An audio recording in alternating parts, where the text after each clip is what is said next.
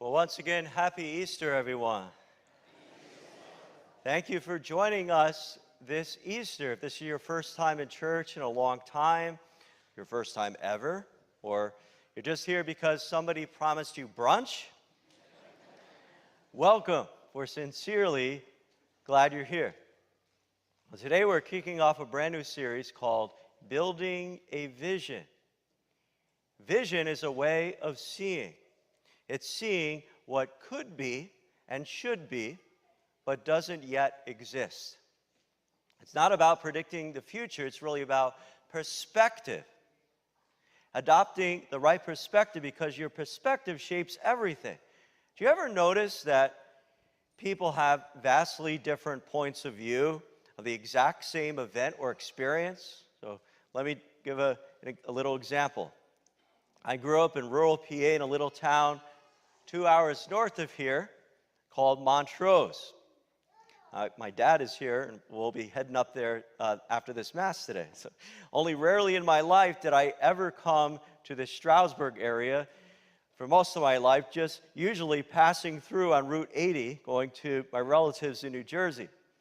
And I never ever remember coming to Marshall's Creek or Bushkill until summer of 2015, after which point the bishop had called me and asked me to become the pastor here. So I remember in June that year driving south on Route 402, coming from the north that way, turning left at the Wawa, seeing all the summer traffic on Route 209, all the New York, New Jersey plates. I was thinking, I'm not in Kansas anymore. The area is vastly different than some of my previous assignments as a priest, and vastly different than where I grew up. On the other hand, I like to talk to my staff here, who are mostly from New York or New Jersey, and get their perspectives. And for at least some of them, when they first moved here, they got off exit 309 on Route 80, and that was the furthest into PA that they've ever ventured. And then I was just thinking recently, I interview our kids for the sacrament of confirmation, and I asked them, where does our bishop live? They don't know. That I asked them, do you ever see the TV show The Office? City of Scranton? They've never heard of it. Never heard of the show either. So I'm getting old. So we all have different perspectives. Just to prove this point, try this out today. Just talk about the experience of this Mass later at brunch or at Easter dinner. One person will talk about the music, another person about the message, another about the parking. And even if they talk about the same thing, the priest was amazing. The priest put me to sleep. Same event, different perspectives. So here at the pulpit, my preaching is my major perspective. I rehearse things out loud beforehand, and if I don't see it right, I can't say it right. And for some of you, for much of your life, your parenting has been your perspective. So how you see your kids shapes how you see everything in the world around you, including how you love. And for many of you, it's your work. How you're thinking about various work-related problems and opportunities shapes your perspective on life. Or you finally retired and made your weekend house here in the Poconos your permanent house. That's your perspective. In life, however, if we don't have the right perspective, it's often very hard to be happy or healthy. And the bottom line I want to express today is that your perspective matters. It really determines the course of your life. The word perspective literally means to see through. To see through, like a lens through which we interpret life. The right perspective helps you make sense of what you're seeing. And the event we celebrate today, my friends, Easter, has the power to give you an entirely new perspective. And of course, what we celebrate today is the resurrection. On Good Friday, Jesus died on a cross. He was buried in a tomb. But on Easter Sunday, the stone was rolled away. The tomb was empty. And Christianity, my friends, at its core, is more than about rules and commandments. It's about a person and an event. The person of Jesus Christ and the event of the resurrection. Now, today I want to look at one point of view of a man named John, our patron saint here. John was an apostle, one of Jesus' closest followers, and most likely at the time a teenager, who much later in life as an old man wrote down what we have today in the Bible as the Gospel of John. But importantly, even years later, he remembered that first Easter morning so vividly. He describes his change in perspective from confusion to clarity. Because when Jesus died, his whole world had fallen apart. He and others had followed Jesus. Most of us, we think about 3 years he followed Jesus, he and the other apostles. He thought Jesus, his friend and leader, would become a king. But now he's dead. His hope and his future were gone. But then on that first Easter morning, his thinking just changed. How he saw things just changed. And so here's his recollection. We hear on the first day of the week, Mary of Magdala came to the tomb early in the morning, while it was still dark, and saw the stone removed from the tomb. So she ran and went to Simon Peter and to the other disciple whom Jesus loved, and told them, "They have taken the Lord from the tomb, and we don't know where they have put him." So Mary Magdalene goes to the tomb. The stone is gone. The body is gone. And her immediate conclusion is that somebody took it. And so she tells Peter and John. They run to the tomb. And note here, if you don't know this, that John never uses his own name in his gospel story. He always says, the disciple whom Jesus loved. So to invite you and me into this story. Because remember, no matter what,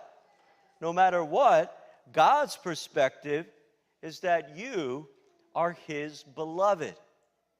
And so skipping ahead a few verses, we then hear they both ran. But the other disciple ran faster than Peter and arrived at the tomb first. He bent down and saw the burial cloths there. So John, who's younger, gets there first, but he doesn't go in the tomb. Peter, who's older, I relate with him, shows up second, huffing and puffing. And because Peter's a lot more impulsive, he just goes ahead and runs straight inside. And so we hear Peter went into the tomb and saw the burial cloths there, and the cloth that had covered his head rolled up in a separate place. And what Peter sees here just doesn't make sense. Because if you think about it, if somebody had stolen the body, they probably wouldn't have taken time to carefully unwrap it and fold up all the cloths. That would have been very difficult and messy and risky. So it just doesn't add up. So then John goes in the tomb.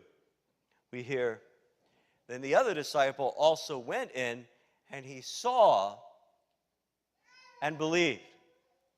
He saw and believed. That word saw doesn't just mean he looked. It means he understood. He perceived. Something just clicked in his mind and in his heart. From the outside looking in, it didn't make sense. But once he stepped inside, he saw it differently and he believed. You know, my friends, don't you think that sometimes you have to step into something to really understand it? From the outside, it's just confusing.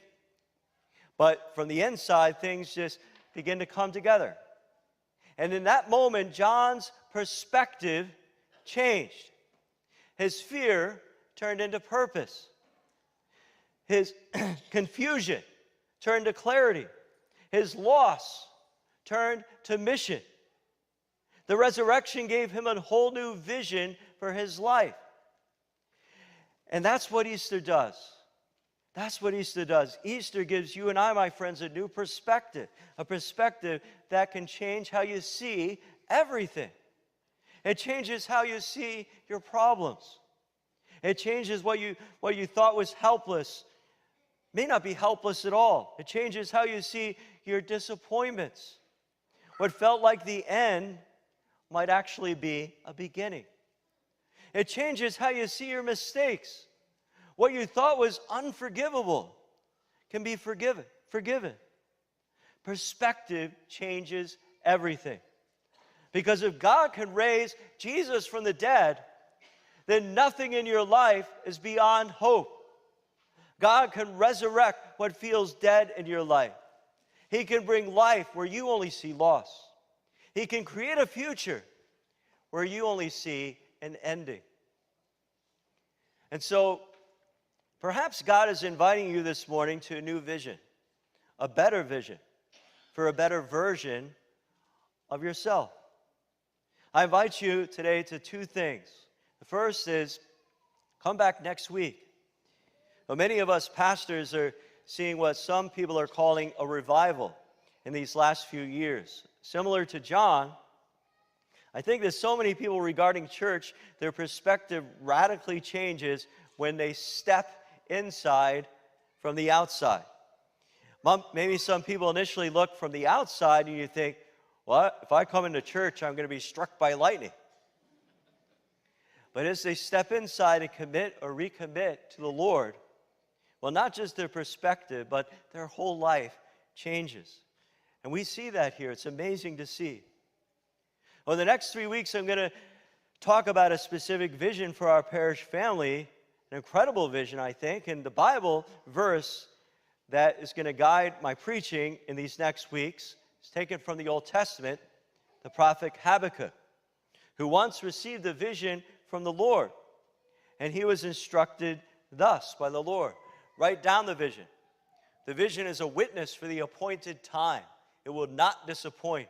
It will surely come. It will not be late. So that's what we're going to talk about through the lens of the resurrection.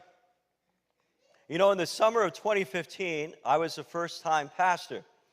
I had a lot to learn. But what I saw was that the greater church, in some ways, this church, was slowly dying.